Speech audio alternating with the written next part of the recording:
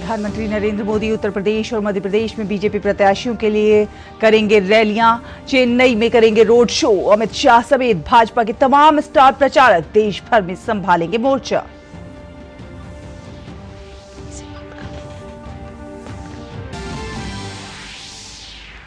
विपक्षी दलों के नेता भी चुनावी समर में डटे। कांग्रेस, समाजवादी और आरजेडी समेत गठबंधन के सभी दलों ने झोंकी ताकत। दक्षिण में वाम दलों ने चढ़ाया सियासी पारा।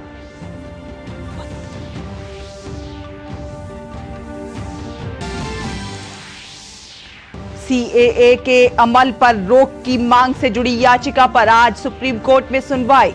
पिछली सुनवाई में अदालत ने केंद्र सरकार से मांगा था जवाब।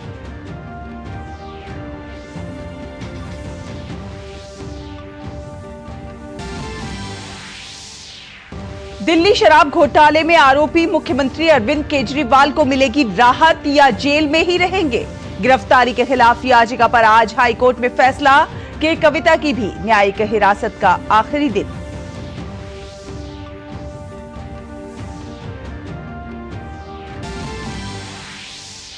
चैत्र नवरात्र पर आज से मां दुर्गा की विशेष पूजा अर्चना। पहले दिन मां शैलपुत्री की आराधना। गुड़ी पड़वा, उगादी समेत अन्य त्योहारों की भी रौनक।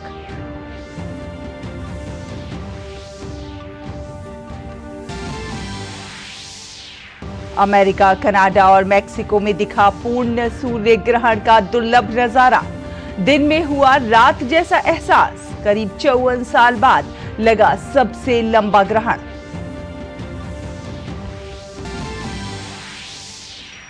और भारतीय टेनिस स्टार सुमित नागल ने रचा इतिहास। मोंटे कार्लो मास्टर्स टेनिस प्रतियोगिता के पहले दौर का मुकाबला जीतने वाले पहले भारतीय खिलाड़ी।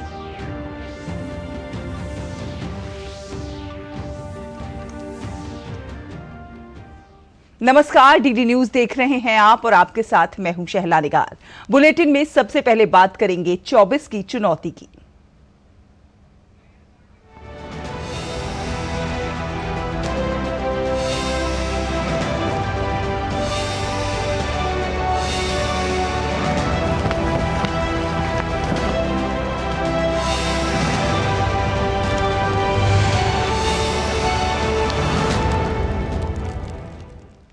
तो 24 की चुनौती में 400 पार का आंकड़ा हासिल करने के लिए बीजेपी अपने एनडीए के सहयोगियों के साथ जोर शोर से चुनावी समर में उतरी हुई है। खुद प्रधानमंत्री नरेंद्र मोदी एक दिन में 2 से 3 रैलियां कर रहे हैं।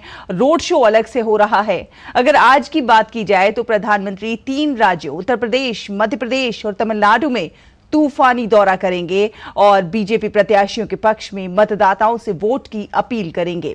पहली रैली होगी यूपी के पीलीभीत में, जहां इस बार भाजपा से वरुण गांधी नहीं बल्कि जितिन प्रसाद चुनाव लड़ रहे हैं।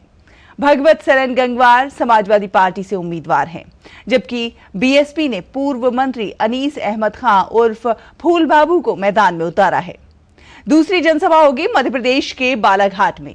नक्सल प्रभावित बालाघाट जिले में दोपहर 2:30 बजे शुरू होगी ये सभा और बालाघाट में बीजेपी प्रत्याशी भारती पारधी, कांग्रेस के सम्राट सारस्वत और बीएसपी के कंकर मुंजारे के बीच त्रिकोणीय मुकाबला बताया जा रहा है। यूपी और एमपी के बाद प्रधानमंत्री आज से तमिलनाडु के 2 दिवसीय चुनावी दौरे पर रहेंगे। पीएम आज शाम चेन्नई में 6 बजे रोड शो करेंगे, जो दक्षिण चेन्नई और मध्य चेन्नई लोकसभा क्षेत्रों से होकर गुजरेगा। दक्षिण चेन्नई सीट से भाजपा की तमिलसाई सुंदरराजन उम्मीदवार हैं, जबकि मध्य चेन्नई सीट से पार्टी के विनोज बी सेल्वम द्रमुक के वरिष्ठ नेता दयानिधि मारन के खिलाफ मैदान में हैं। वरिष्ठ भाजपा नेता और केंद्रीय गृह मंत्री अमित शाह आज असम के चुनावी दौरे पर रहेंगे। अमित शाह असम के लखीमपुर संसदीय क्षेत्र के चुगुली भोरिया इलाके में एक सार्वजनिक सभा को संबोधित करेंगे। लखीमपुर सीट भाजपा के पास है, जहां से मौजूदा सांसद प्रधान बरुआ कांग्रेस नेता उदय शंकर हजारिका के खिलाफ चुनाव लड़ रहे हैं। इसके बाद अमित शाह डिब्रूगढ़ संसदीय क्षेत्र में चारेहा नगर से थाना चारियाली तक एक रोड शो भी करेंगे। केंद्रीय मंत्री सर्बानंद सोनोवाल डिब्रूगढ़ लोकसभा क्षेत्र से चुनाव लड़ रहे हैं। तो जैसे जैसे लोकसभा चुनाव के पहले चरण की मतदान की तारीख नजदीक आ रही है, वैसे वैसे ही सियासी पारा भी बढ़ता जा रहा है। उत्तर से लेकर दक्षिण और पूर्व से लेकर पश्चिम तक देश भर में विपक्षी गठबंधन के नेता चुनावी जनसभा से लेकर रोड शो के जरिए मतदाताओं के सामने अपनी बात रख रहे हैं और पार्टी के पक्ष में जीत का माहौल तैयार कर रहे हैं। कांग्रेस अध्यक्ष मल्लिकार्जुन खड़गे, वरिष्ठ नेता राहुल गांधी और सोनिया गांधी समेत दक्षिण में डीएमके, उत्तर प्रदेश में अखिलेश यादव, दिल्ली में आम आदमी पार्टी और बिहार में आरजेडी गठबंधन उम्मीदवारों के पक्ष में प्रचार में जुटे हुए हैं। आरजेडी नेता तेजस्वी यादव बिहार के गया में आज एक विशाल जनसभा को संबोधित कर गठबंधन के पक्ष में जीत का माहौल बनाएंगे।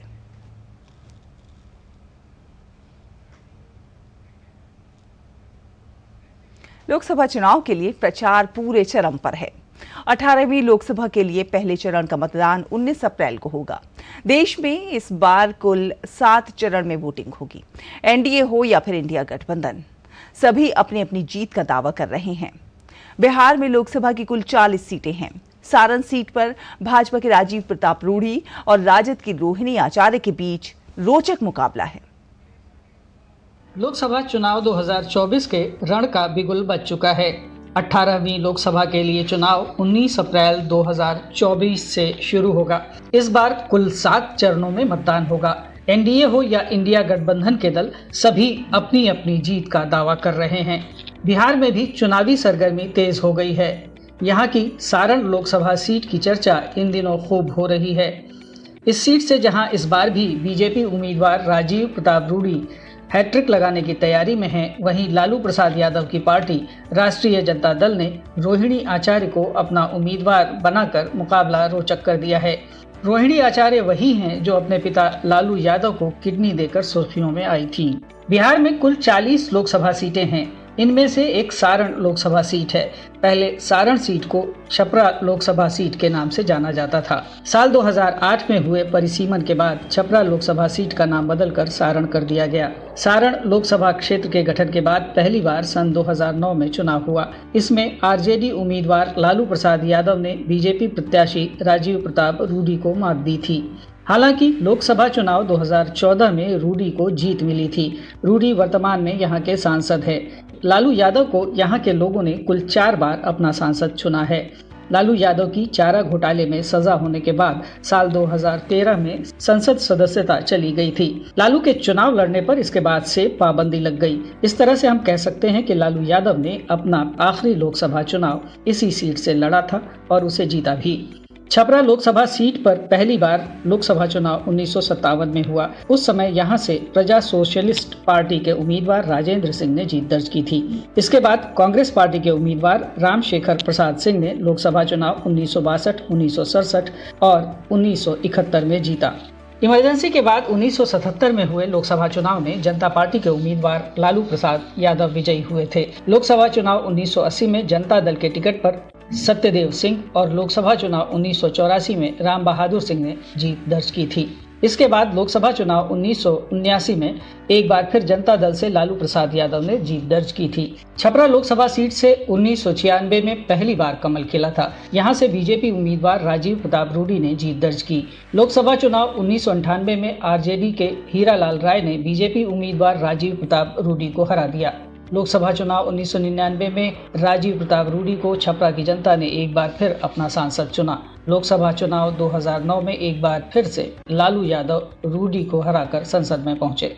लोकसभा चुनाव 2014 में भारतीय जनता पार्टी ने सारण से राजीव प्रताप रूढ़ी को एक बार फिर चुनावी मैदान में उतारा। इस बार रूढ़ी ने लालू प्रसाद यादव की पत्नी राबड़ी यादव को 40,000 से ज्यादा मतों से हराया था। राजीव प्रताप रूढ़ी को 3,55,120 वोट मिले, तो वहीं राबड़ी देवी को 3,14,172 वोट मिले।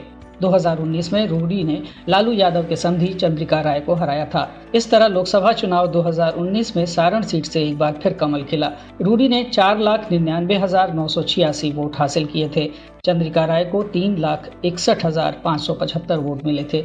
सारण लोकसभा क्षेत्र में कुल 6 विधानसभा क्षेत्र हैं। इसमें छपरा, मढ़ौरा, गरखा, अमनौर, परसा और सोनपुर शामिल हैं। सारण लोकसभा क्षेत्र में कुल मतदाताओं की संख्या 16,67,000 253 है। इसमें पुरुष मतदाताओं की संख्या 8,96,700 जबकि महिला वोटरों की संख्या 7,70,526 है। लोकसभा सीट सारण पर 5वें चरण में 20 मई 2024 को चुनाव होना है। सारण लोकसभा क्षेत्र में सबसे अधिक यादवों की आबादी 25% है। यहाँ राजपूत 23% है, वैश्य वोटर 20%, मुस्लिम 13% और दलित 12% हैं। MY यानी मुस्लिम और यादव समीकरण बनाकर लालू यहां से 4 बार सांसद रह चुके हैं। वहीं बीजेपी उम्मीदवार राजीव प्रताप रूडी राजपूत और वैश्यों की गोलबंदी से विजय पाने में सफल रहे हैं। राजनीति के जानकार मान रहे हैं इस बार रोहिणी आचार्य के सारण लोकसभा सीट से मैदान में उतरने से रूडी के लिए राह आसान नहीं रहने वाली है। ब्यूरो रिपोर्ट, दूरदर्शन समाचार, पटना। और भाजपा, कांग्रेस और टीएमसी नेताओं के प्रतिनिधिमंडल ने सोमवार को अपनी शिकायतों को लेकर नई दिल्ली में चुनाव आयोग से मुलाकात की। बीजेपी महासचिव अरुण सिंह ने बताया कि उन्होंने 2 मुख्य बातों को आयोग के सामने रखा है, जिसमें से एक मुद्दा फर्जी आरएसएस संस्था को लेकर था। इसमें कांग्रेस सेवा दल के लोगों के शामिल होने का आरोप लगाते हुए अरुण सिंह ने कहा कि ये संस्था भाजपा और आरएसएस को लेकर भ्रम फैलाने का काम कर रही है। इस मुद्दे पर आयोग से कांग्रेस को नोटिस देने की मांग की गई। तो वहीं कांग्रेस प्रतिनिधिमंडल ने भाजपा द्वारा कांग्रेस के घोषणा पत्र पर लगाए गए आरोप को लेकर आयोग से शिकायत की। कांग्रेस के वरिष्ठ नेता सलमान खुर्शीद के नेतृत्व में एक शिष्टमंडल ने आयोग से मुलाकात की। उन्होंने निर्वाचन आयोग से कहा है कि इस मामले को गंभीरता से लें और कार्रवाई करें। उधर तृणमूल कांग्रेस के प्रतिनिधिमंडल ने एनआईए की कार्रवाई को लेकर चुनाव आयोग से मुलाकात की। टीएमसी प्रतिनिधिमंडल ने चुनाव आयोग से 4 केंद्रीय एजेंसियों के प्रमुखों को तत्काल बदलने की मांग की। चुनाव आयोग से मुलाकात करने के बाद जब टीएमसी नेता बाहर निकले तो चुनाव आयोग के दफ्तर के बाहर धरने पर बैठ गए, जिसके बाद पुलिस ने टीएमसी सांसद डोला सेरा को हिरासत में ले लिया। जब समाजवादी पार्टी को हार सामने दिख रहा है तो मुख्तार अंसारी की जो मृत्यु हुई है उसको क्या कहना शुरू कर दिया कि जेल में जहर दिया गया। तुम्हारे पास कौन सा ऐसा तथ्य है कि इस प्रकार से बात कर रहे हो? लोगों की भावना भड़काने का काम कर रहे हो। चुनाव का समय चल रहा है, इसलिए समाजवादी पार्टी चुनाव के समय किसी लोगों के धार्मिक भावनाओं को भड़का करके चुनाव का माहौल खराब करना चाहती है। हमने चुनाव आयोग से मांग किया है कि इनके खिलाफ तुरंत कार्रवाई करिए। हमने ये बात इलेक्शन कमीशन के समक्ष रखी है कि चुनाव के दौरान ये जो अधिकार है सेक्शन 69 के तहत वो मंत्रालय के पास नहीं होना चाहिए, वो चुनाव आयोग के पास होना चाहिए। और चुनाव आयोग हमारी बात से सहमत था। उनका ये मानना था कि चुनाव में फ्री स्पीच को हर हाल में बरकरार रखना चाहिए। हमारे 10 एमपी और एक्स एमपीओ का डेलीगेशन एआईटीसी की तरफ से आज इलेक्शन कमीशन की 3 बेंच ऑफिसर्स को, हाईएस्ट अथॉरिटी को हम मिले हैं और हमने देखा बीजेपी की तिवारी के साथ एनआईए के सिंह के कोई हबनमिंग हुआ, कोई कुछ हो गया और उसके बाद 22 का कोई केस था, कोई कंप्लेन था मिदनापुर में, भूपति नगर में, उसको लेकर 24 में सिर्फ एंड सिर्फ इलेक्शन के पहले अचानक जाके अरेस्ट किया और वो भी रात 3:30 बजे। और लोकसभा चुनाव के पहले चरण के लिए नाम वापसी के बाद कुल 1625 उम्मीदवार मैदान में हैं। निर्वाचन आयोग ने बताया कि इनमें से 1491 पुरुष और 134 महिलाएं हैं। इस चरण में 102 सीटों के लिए 19 अप्रैल को मतदान होगा। गौरतलब है कि 18वीं लोकसभा के लिए 7 चरणों में मतदान हो रहा है।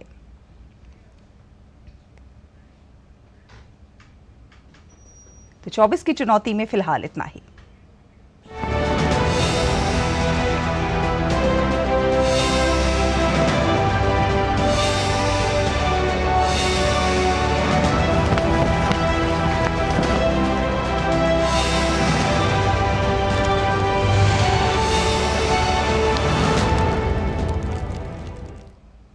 और अब रुख कुछ अन्य खबरों का। आपको बता दें, दिल्ली के मुख्यमंत्री अरविंद केजरीवाल को प्रवर्तन निदेशालय द्वारा मनी लॉन्ड्रिंग मामले में गिरफ्तार किए जाने के खिलाफ दायर याचिका पर दिल्ली हाई कोर्ट आज फैसला सुनाएगा। न्यायमूर्ति स्वर्णकांत शर्मा आज दोपहर इस मामले की सुनवाई करेंगे। 3 अप्रैल को ईडी और केजरीवाल के वकीलों की दलीलें सुनने के बाद अदालत ने इस मामले में अपना फैसला सुरक्षित रख लिया था। इससे पहले कोर्ट में ईडी ने मुख्यमंत्री अरविंद केजरीवाल की गिरफ्तारी के विरोध में दायर याचिका पर आपत्ति जताते हुए कहा था कि वे अपने खिलाफ मनी लॉन्ड्रिंग मामले में किसी विशेष अपवाद का दावा करने के लिए आगामी लोकसभा चुनाव या फिर सीएम के रूप में अपनी स्थिति का हवाला नहीं दे सकते हैं। दिल्ली उत्पाद शुल्क नीति मनी लॉन्ड्रिंग मामले में जेल में बंद बीआरएस नेता के कविता की न्यायिक हिरासत का आज अंतिम दिन है। कविता को आज राउज एवेन्यू कोर्ट में पेश किया जाएगा। पिछली सुनवाई में कविता के वकील ने अदालत से बेटे की परीक्षा के आधार पर अंतरिम जमानत दिए जाने का अनुरोध किया था, जिसे कोर्ट ने ठुकरा दिया था। ईडी का आरोप है कि तेलंगाना के पूर्व मुख्यमंत्री के चंद्रशेखर राव की बेटी कविता उस साउथ ग्रुप की अहम सदस्य थी जिस पर राष्ट्रीय राजधानी में शराब लाइसेंस के बदले में आम आदमी पार्टी को 100 करोड़ रुपए की रिश्वत देने का आरोप है। कविता को केंद्रीय जांच एजेंसी ने बीती 15 मार्च को उनके आवास से गिरफ्तार किया था।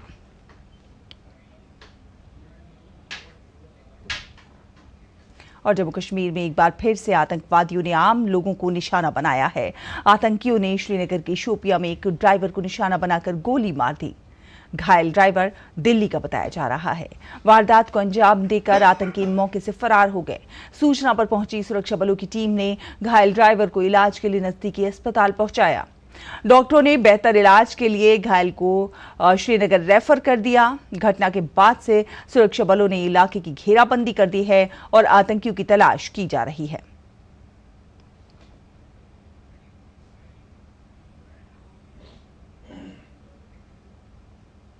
चैत्र नवरात्रि का आज पहला दिन है।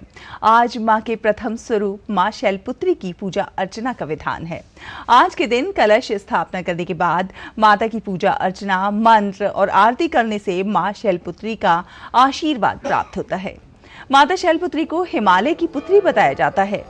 शास्त्रों के अनुसार मां शैलपुत्री की विधि विधान से पूजा और उपासना करने से मान सम्मान में वृद्धि होती है और उत्तम स्वास्थ्य के साथ ही सुख और सौभाग्य की प्राप्ति होती है।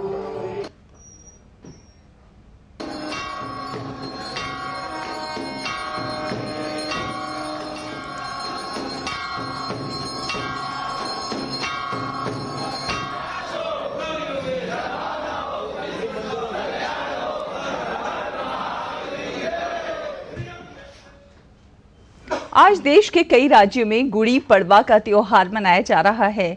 गुड़ी पड़वा, जिसे उगादी या फिर चैत्र शुक्ल प्रतिपदा के नाम से भी जाना जाता है, हिंदू नववर्ष की शुरुआत का प्रतीक है। ये मुख्य रूप से महाराष्ट्र, कर्नाटक और आंध्र प्रदेश में बड़े ही धूमधाम के साथ मनाया जाता है। हिंदू चंद्र कैलेंडर के अनुसार चैत्र महीने के पहले दिन पड़ने वाले ये शुभ दिन आमतौर पर मार्च या अप्रैल में आता है।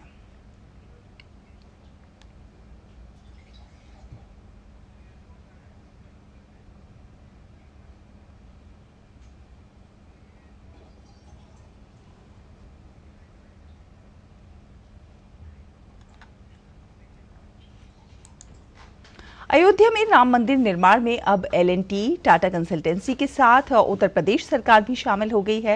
निर्माण में उत्तर प्रदेश राज्य के निर्माण निगम भी दोनों संस्थाओं के साथ मिलकर काम करेगा।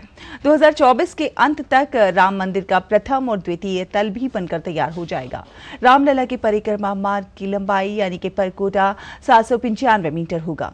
वैज्ञानिक रामनवमी पर भगवान श्री राम के ललाट पर सूर्य अभिषेक की तैयारी में व्यस्त हैं।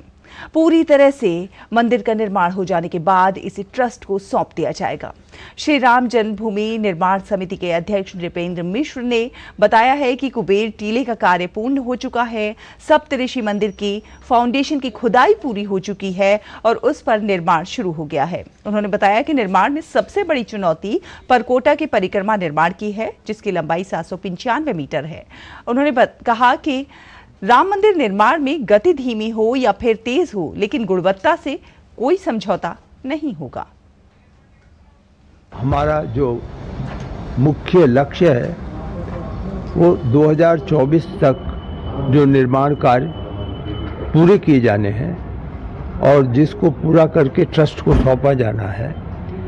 इसमें लक्ष्य के अनुसार आप सभी अवगत हैं कि मंदिर का निर्माण कार्य, जिसमें प्रथम तल, द्वितीय तल और राम दरबार प्रथम तल पर, ये पूर्व निश्चित ट्रस्ट ने किया है। कुबेर टीला पूर्ण हो चुका है।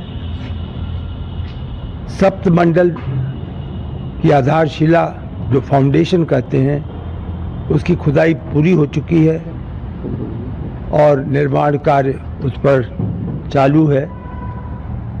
सबसे बड़ी चुनौती परकोटा की है, जो लगभग 795 मीटर यानी लगभग 1 किलोमीटर की परिक्रमा है। उसे इस वर्ष के अंत तक पूर्ण करना एक अपने में चुनौती है, लेकिन हम सभी मिलकर के L&T, TCE और अन्य निर्माण एजेंसी, जिसमें अब उत्तर प्रदेश राजकीय निर्माण निगम भी जुड़ गई है, मिलकर के वह आगे बढ़ रहे हैं। उत्तरी अमेरिका में इस साल का पहला पूर्ण सूर्य ग्रहण पड़ा।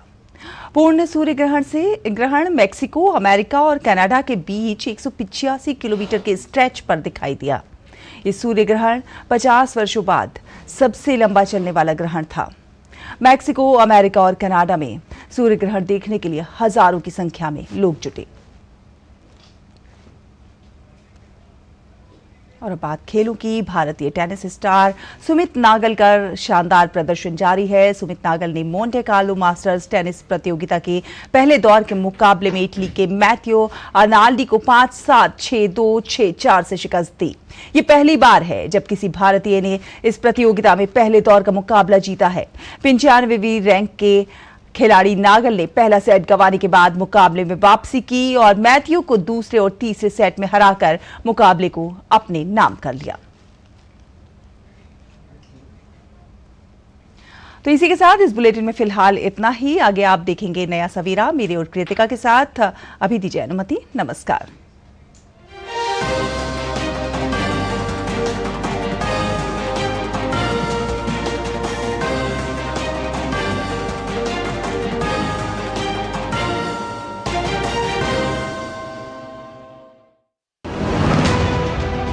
अट्ठाईस राज्य, 8 केंद्र शासित प्रदेश, एक आम चुनाव, तैयार हो रहा है देश। जम्मू कश्मीर से तमिलनाडु तक, गुजरात से अरुणाचल तक, जानिए हर राज्य की राजनीति का क्या होगा लोकसभा चुनाव पर असर। आम चुनाव 2024 राज्य नीति, सोमवार से शुक्रवार शाम 6:30 बजे सिर्फ DD न्यूज पर।